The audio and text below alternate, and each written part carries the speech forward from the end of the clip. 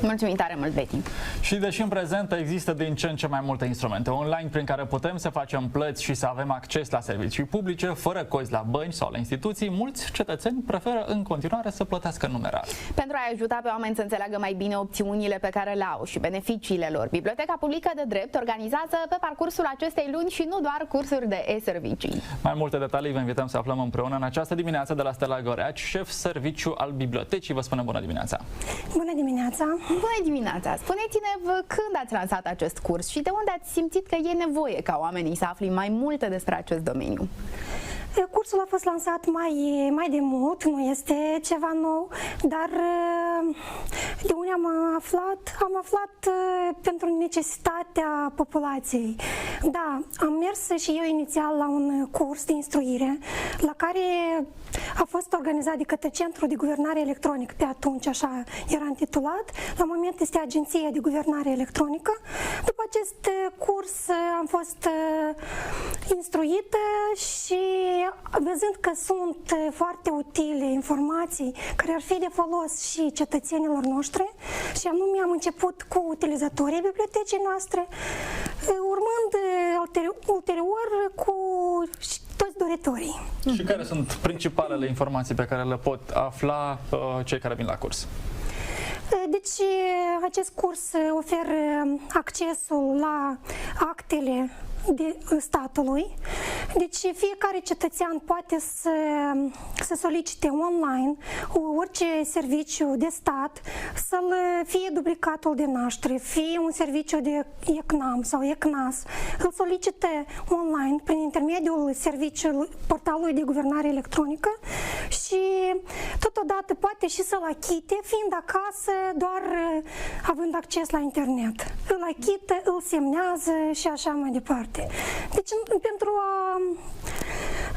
pentru a ajuta populația, noi am implementat acest serviciu care se desfășoară lunar.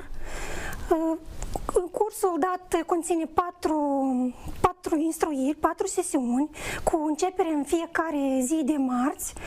Primul curs este la începutul lunii, la ora 11. Toți doritorii sunt așteptați la cursul nostru. Și cursurile sunt gratuite? Da, cursurile sunt gratuite, absolut gratuit pentru oricine. La moment este online pentru că ne adaptăm situației pandemice.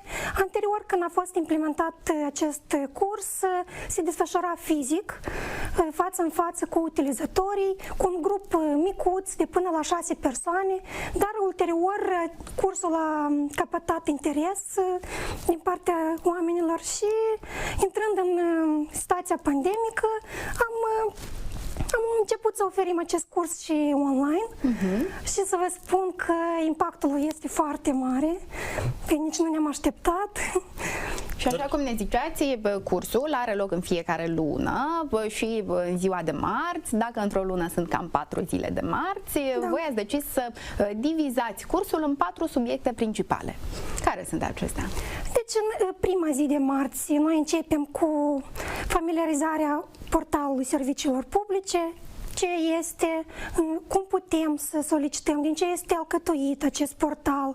Deci de pe acest portal putem să solicităm orice serviciu online de stat, serviciu public de stat, fiind doar în fața calculatorului și completând o mică cerere, putem să-l solicităm.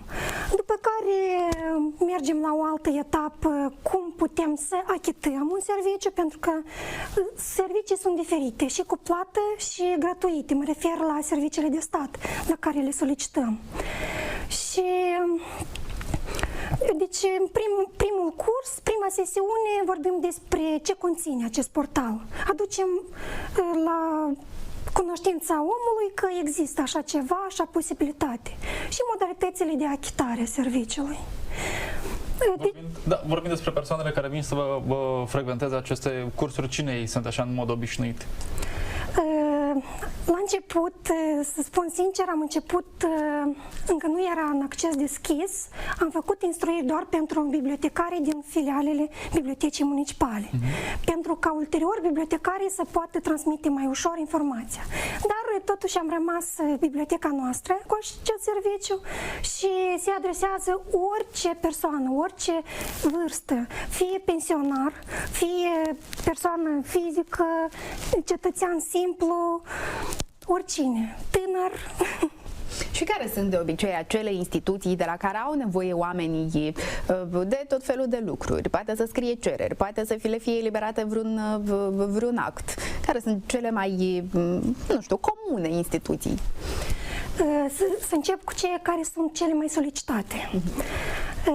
Serviciile de stare civilă sunt cele mai solicitate, deoarece aici ei pot să solicite un duplicat, fie de naștere, fie duplicatul certificatului de căsătorie, fie de deces și așa mai departe, cele ce oferă stare civilă. Dar totodată oferă și alte instituții. Pot să afle despre imobilul personal, pot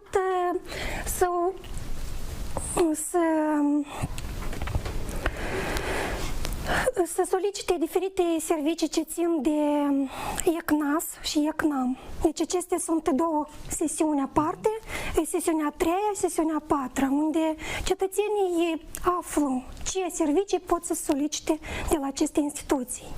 De asemenea, pot să-și, la cursul nostru, ei învață cum să-și verifice certificatul de vaccinare,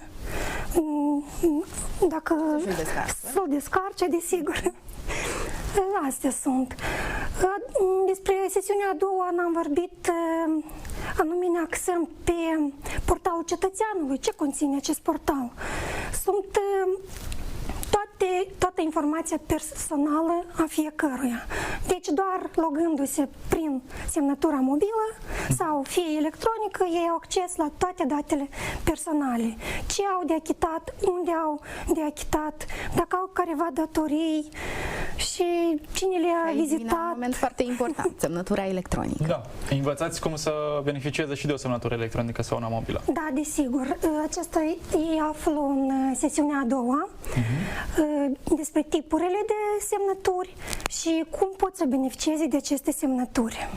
Și acum, dumneavoastră, la fiecare curs încercați să utilizați toate serviciile și instrumentele oferite de instituțiile publice? Sunt complet funcționale? Da, utilizatorii foarte mult sunt bucuroși când vin la noi la serviciu, la curs. Rămân mulțumiți, entuziasmați și aplică în practică. Doamna Goreaș, noi vă mulțumim pentru prezența în această dimineață. Vă dorim mult succes dumneavoastră și, desigur, să aduceți aceste informații în fața la cât mai multe persoane. Vă mulțumim! O zi bună!